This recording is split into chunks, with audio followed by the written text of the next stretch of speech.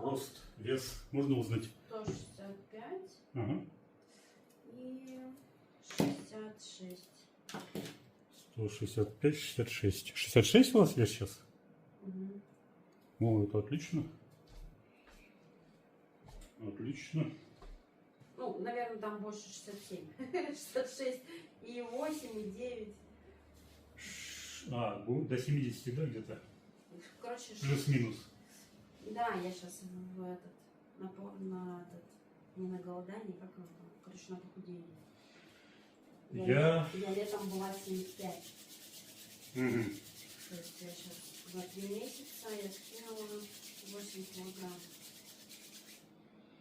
У меня ППшное питание плюс иногда тренажеры.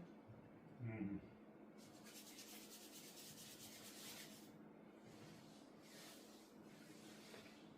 У меня вес тоже колеблется, но я стараюсь держать 67-68, но сейчас у меня где-то в течение месяца была большая загруженность, и я не успевал заниматься. И получилось так, что я сейчас ушел на 71. И для меня сейчас это уже некомфортно, учитывая то, что я когда-то 90 весил. Ого. Как вы схуднули? А схуднул я из-за ковида. Я не болел. Ситуация была такая, я с 2010 по 2020 бегал. Мы жили тогда около Нархозовского стадиона, знаете, может быть? Да, конечно. Ага. Вот я сначала первые годы я бегал как бы любительски, потом перешел уже на осознанный бег, ну будем так говорить, в полуспортивном варианте. В смысле, вы просто бегали или марафоны? Нет, я просто круги мотал. Вот, да, для себя. Потом я где-то на... Ну вот мы бегали, я бегал до 2020-го, потом же ковид, каком, 19-м, 20-м был? Ой, я уже... Подождите, да, вот в 20-м нас закрыли, и мы сели домой. Естественно, пошло ожирение. Ну, Вот. Не знаю, у кого как. Ну, у я, нас наоборот, мне так нечем было. было заняться. Мы в квартире, не выходили из дома, а у меня подружка фитнес-тренер, она сделала какой-то челлендж, да, называется. Короче, помню, как это, короче, бесплатные тренировки, онлайн она скидывала нам задания, мы выполняли. Я пока мы на ковиде сидели, я очень здорово похудела. Я дома бегала, прыгала, из комнаты в комнату бегала. Короче, прям по дому, да? Да, прям по дому. В двухкомнатной квартире, там действительно бегать негде, но я, как говорится... Ну вот, мы, получается, в 2010-м я еще работал в компании, и у меня была директорская должность, естественно. А до этого я всегда спортом занимался, бегом, баскетболом, ну, со школы имеется в виду. А когда я особенно стал директором, я вот тогда поправился до 90. Потом в ковид... Хорошая зарплата была. Да. Хорошая должность была. Хорошая должность, зарплата, наверное, питались в кафешках частенько. Да. И это... А потом в ковид, вот, говорю же, сели домой, и с женой думали, решили дорожку купить. Вот смотрите, да, и что интересно, ну, для меня это было очень интересно на тот момент, но сейчас-то я понимаю, как это работает. И на тот момент, вот когда я уже закончил бегать до 2020 года, с 2018 я уже бегал там через день десятки. Ну, то есть у меня были тренировки интенсивные такие. Но я весил 76-78, у меня рабочий вес был. Я думал, нормально. А потом, когда на ковид закрыли, купили дорожку, И что-то ни с того ни с сего я решил подключить диету и стал просто интенсивно ходить на дорожке. От 40 минут до 1,5 часов. Минус 10 килограмм. Да, этого хватает. Если Да. правильное питание. Да, в принципе, правильное питание можно Да, просто да. подключить и все. Даже на дорожку становиться. Да. Нужно не становиться. Ну, во многих случаях это у нормальных людей это так работает. Если чем-то отягощено, то, естественно, там надо комплекс делать. Ну да, тогда уже, конечно, там и гормоны где-то посмотреть. Да, да, да. Это я с вами согласна. Самое главное питание. Зажатость у вас в пояснично-грудном? Ой, там, знаете, там вообще, мне кажется... Не было ничего у вас там? Там вся спина зажата. Нет, я имею в виду именно здесь акцент. У вас, не дай бог, трещин? Нет, нет. Ничего такого не было? Нет, Грыж? ничего не было, грыжи у меня нету, я МРТ делала. Вообще у меня это лето я посвятила, так сказать, здоровью. Я проверила вены, проверила там чекап весь сделала организма.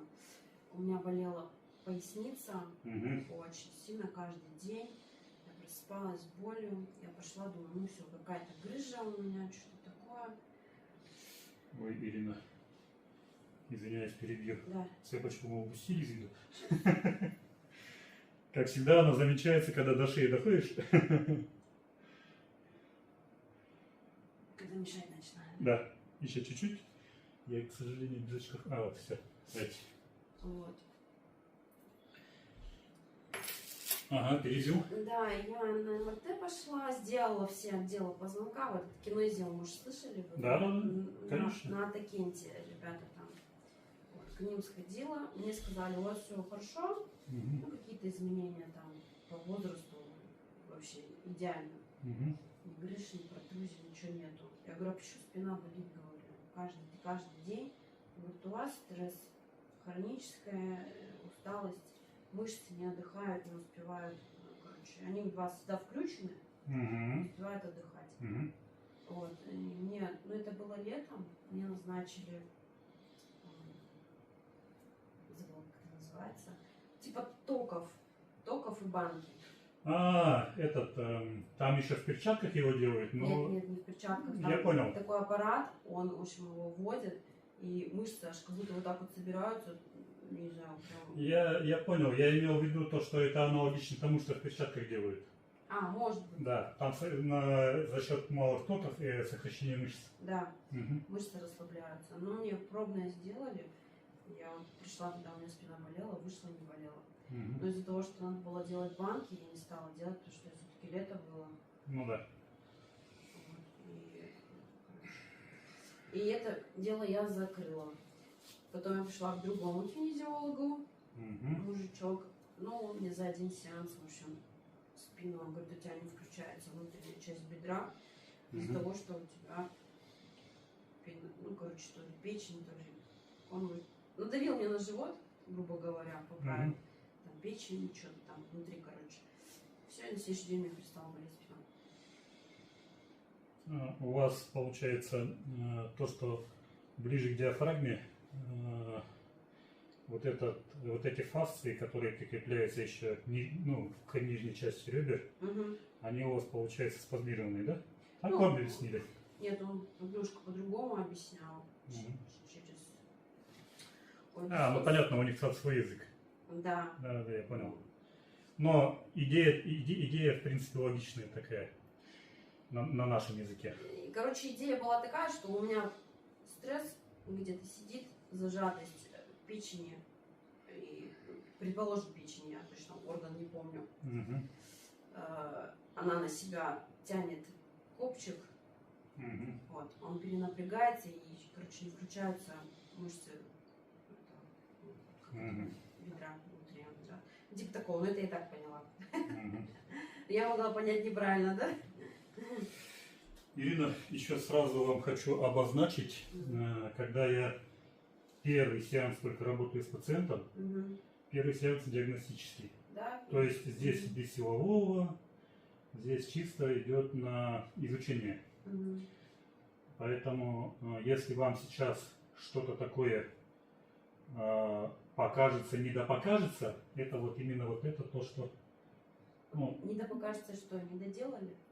не да покажется, не доделали, или покажется, что переделали. Ну, грубо говоря. Лучше переделать. Лучше переделать? Да, лучше переделать. Ну, знаете, иногда это бывает, наоборот, хуже. Я уже за много лет выработал именно такой подход. И, как правило, потом мне клиенты сами говорят, первые 2 сеанса, они были какие-то непонятные. Люди начинали сомневаться. Да, есть такое, знаете, такое ощущение, как будто человек не доработал. Да. Вот согласна, это вот у многих есть. Ой, мне всегда говорят, там первый сеанс 25 минут. И обидно, ты же заплатил за полный сеанс, или почему 25 минут? Нет, это то, что касается времени, это вообще неправильный подход, я не согласен. Ну, это я в общем. Это Да. просто я, знаете, ходила к мануальщик, это у нас, который хрустит костями, мануальщик же, да? Мануальщик, остеопат тоже похрустывает. Мануальщик. Ага. Я пошла, короче, мужичок там похрустел, все. А он, видать, меня только начал разгонять, а у меня голова как заболела. А-а. То есть он не, ну, на мой взгляд, не доделал. Я говорю, нет, говорю, ничего не знаю, говорю, делайте, говорю, шею. А у меня начала холка расти. У меня как раз одной ребенок, там, годик, наверное, да? Вот. И у меня как раз холка, вот здесь горбик такой.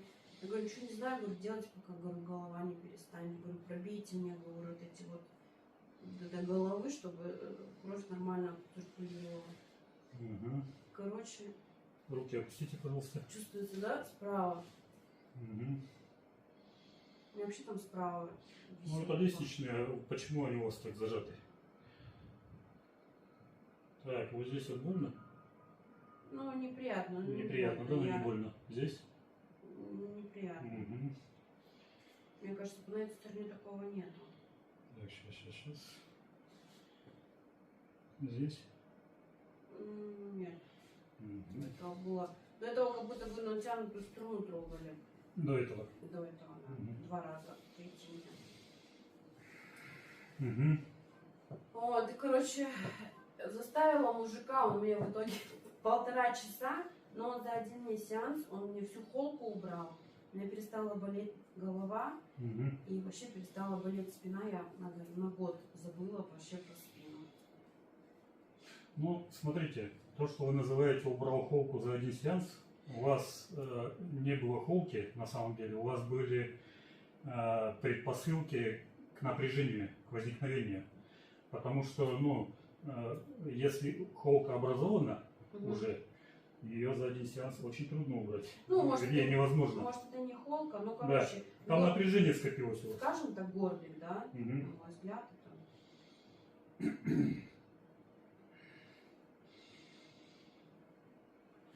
Ну, в общем, он доработал, и голова перестала болеть, и вот это вот облегчение, когда кровь пошла в голову, нормально. Вот трапециевидные у вас подзажаты. Да. Трапециевидные, потом вот этот переход сейчас, кстати, чуть-чуть подрасслабился. Вот здесь паравертебральный, вот вдоль позвоночника. Вот идут тоже чуть-чуть спазмы. Причем с правой стороны чуть посильнее. Ну, потом Вот еще это, вот. мне кажется, эта сторона у меня вообще страдает. Вы же правша? Да. Так. Как говорится, как эти врачи говорят же, нету здоровых, есть недообследованные, да? Поэтому... Да еще и не знаешь, к кому ходить, потому что начинаешь, пойдешь. Я вот столкнулась, у меня у дочери неровно растут зубы. Ну, я думаю, надо ставить пластинки какие-то сейчас, чтобы чуть-чуть начать лечение. Одни отправляют, идите растите зубы, потом брекеты поставим. Другие говорят, надо сейчас брекеты. Третьи эти брекеты назначают, ну, там в среднем пластинка 40 тысяч стоит, ну 50. Там за 200 говорят. Один вообще сказал, типа, ой, ничего не помогает, но потом 2 зуба выдернем, и у вас все зубы встанут ровно. Я думаю, ты дурак совсем. А это пустота где? Из-за чего они там станут? Они неровно у нее стоят, потому что у нее челюсть маленькая, места нету. И он поэтому говорит, вот эти два удали? Да. Ничего себе. Ну, то есть, как бы нелогично. Ну да. Ну, логично, конечно. Он говорит, ой, ну у вас же тоже, типа, зубы неровные, нижние. Я говорю, окей, что мне с моими зубами сделать? Я говорю, тут тоже 2 дернуть. Он говорит, нет, вам 4. Я думаю, ты совсем больной. Ирина, вам вентилятор не поддувает? Мне вообще отлично. Хорошо. Сейчас эти мышцы проработаем более акцентированно. Уже не в этом. Я же говорю, с элементами оздоровительного. Да. Потому что есть зажатость. Вы не переживайте, я очень терпеливая. Это раз. Во-вторых, я очень часто хожу куда-нибудь. Ну, вообще, это настолько грамотный подход к своему уже телу, что многие над этим вообще не думают. 80% вообще об этом не думают. Они надеются на какие-то там волшебные палочки, а не на вклад, свой же организм. Да. Ну хотя нет, вы знаете, вот это вот наше поколение сейчас, согласитесь, какое-то такое больше забег, за велосипеды, за правильное питание. Сейчас так много акцентируется на этом внимание. Все для этого, ой, что так классно, блин. Ну, смотрите, мне 52 будет. Угу. Я про свое поколение, знаете, что могу сказать? Многие умерли.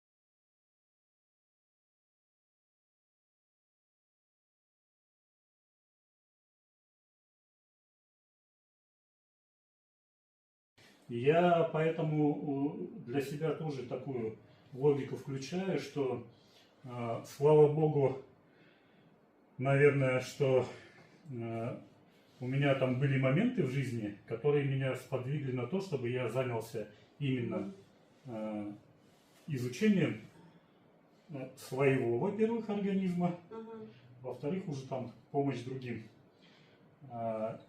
Вот это вот изучение, оно же всегда задает множество вопросов, вот, порождает. И ты начинаешь над ними думать. А если ты задумываешься, то ты уже поневоле на себя это все проецируешь и на себе испытываешь. Ну да. Поэтому вы же говорите там о нашем поколении. Мое поколение, оно, это, наверное, касается еще географии какой-то, где ты жил. Оно какое-то не такое, не спортивное. А вот уже эти, которые родились там, наверное, в 2000-х годах, в середине 90-х, они, наверное, больше к этому предрасположены. Ну, не знаю, у меня так. Ну вот мои сверстники как-то вот разделились на спортсменов, которые сейчас интенсивно бегают, где-то какие-то марафоны, какие-то, в общем, ходят, за здоровьем следят, там ППшное это все питание, и вторые, которые по-страшному бухают. Вот. Но таких, кто бухает, таких поменьше. А вот ваше поколение, именно, не знаю, здесь в Алмате, у меня просто брат, ему 50-52, плюс-минус. Вот. У него уже много одноклассников померло. Вот. И в основном, конечно, это наркомания. Наркомания, да? Да. Я про ваш возраст не буду спрашивать, но примерно какие вы говорите ваше поколение? Я 97-го. Ой, что сказала? 87-го. 97-го, как мой сын. Да, что я... Да. 87-го, да? Ну вот. Между нами разница там в целых 2 поколения. Ну, в одно, если полное, так грубо говоря, в одно. А ведь это же совершенно разные эпохи. Ну, да, вот так если судить по тому строю, который у нас был, да, разруха, в которой... сначала полнейший тотальный дефицит, в котором мы жили, вплоть до 92-93 года. Это потом уже там все появилось на рынке. Я как бы в детстве тоже это схватила. Ну да, Когда... но мы осознанно схватили. Когда пустые прилавки, нет, Вот помните, да? очередь. Видите? За хлебом стоишь. Так, что у нас с поясничными мышцами? Вот здесь, кстати, может быть что-то, потому что седалищный у меня вот здесь вот иногда тянет. Тянет, да? Причем интересно, эта спина, эта часть у меня шея, лопатка, а эта часть вот это вот здесь. Ну это компенсация. Ну, так, здесь у нас болит? Так, понятно. Нет. Здесь? Знаете, у меня болевой порог очень высокий, поэтому очень сложно сказать, больно вы делаете. Вот у меня то же самое. Здесь? Не, мне не больно. Мне вообще кайфово. Кайфово, да? Да. Так, хорошо. Здесь? Мне не больно. Мне больше, знаете, как будто вы на почки давите. Почки они вообще очень. Ну, я просто... Ощущение именно такое, да? Как будто на почки давите. Так, и смотрите, вот у нас здесь есть крестово-подвздошное сочленение. Здесь болит? Здесь очень хорошо. Хорошо, да, тянет когда? Вам, значит, у вас... Ой, прям аж ноги расслабляются. Так, все понял. Будем, значит, вам еще тракции делать. Тракции, знаете, да? Нет, что-то. Вытяжка. Она такая механического характера, но ее нужно делать, если вы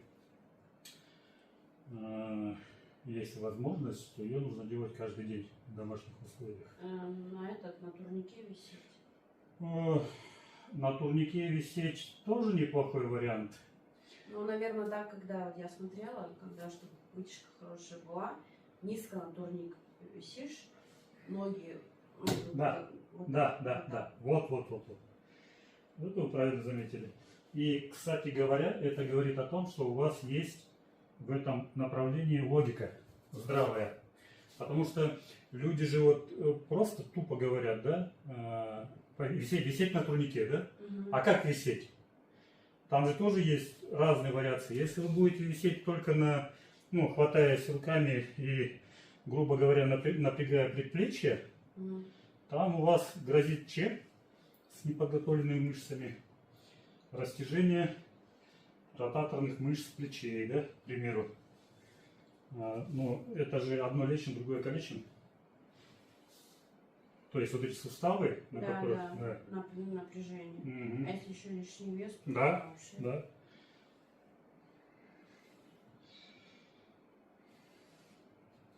Так, что у нас по давлению? Высокое, низкое? Я не знаю. Не знаете, да? Лицо краснеет? Нет. Скорее всего, низкое.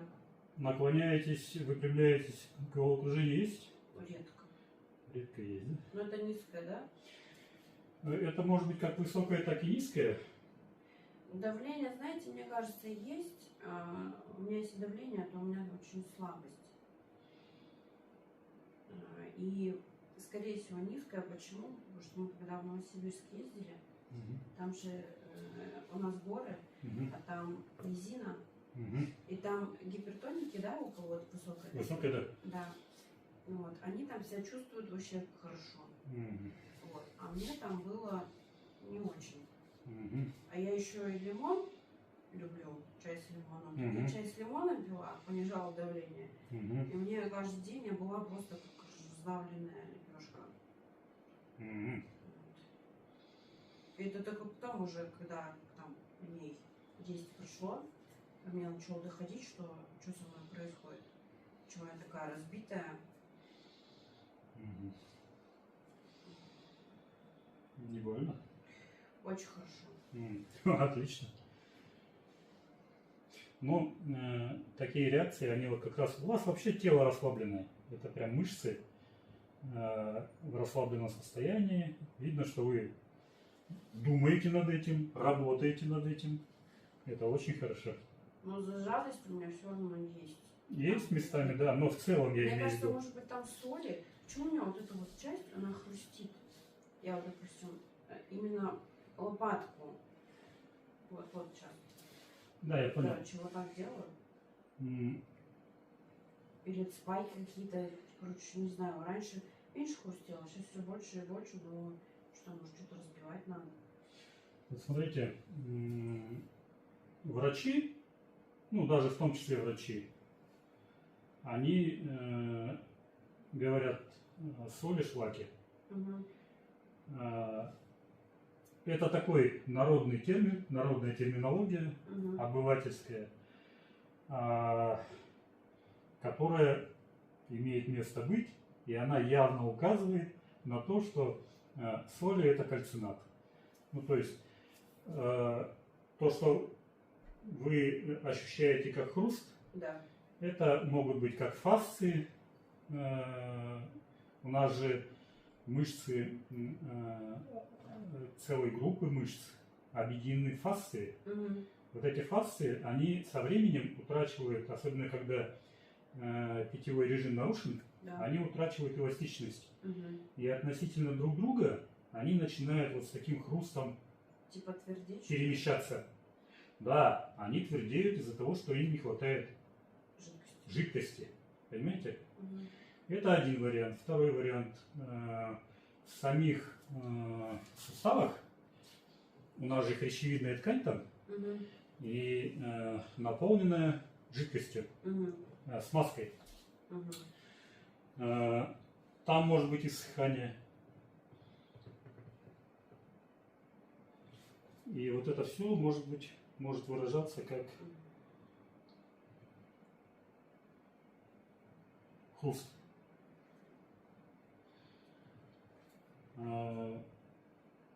Как много, мало вы пьете? Сейчас, секунду. Это моя любимая часть.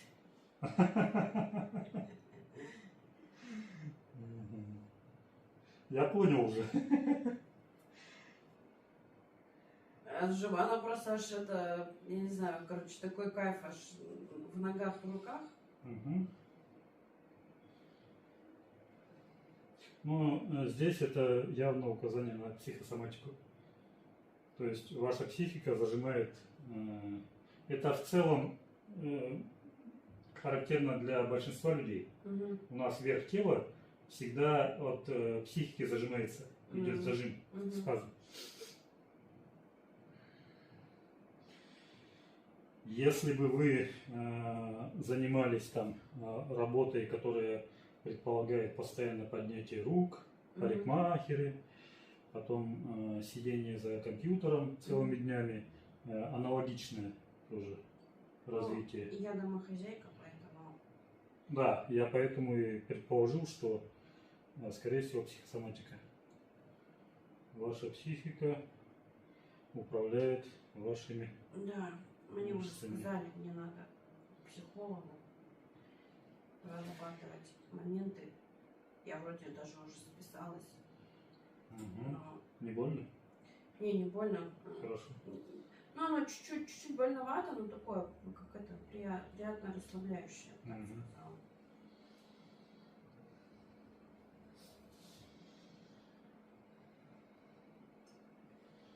Я люблю, когда по точкам проходит, аж по которым это... Не все почему-то это.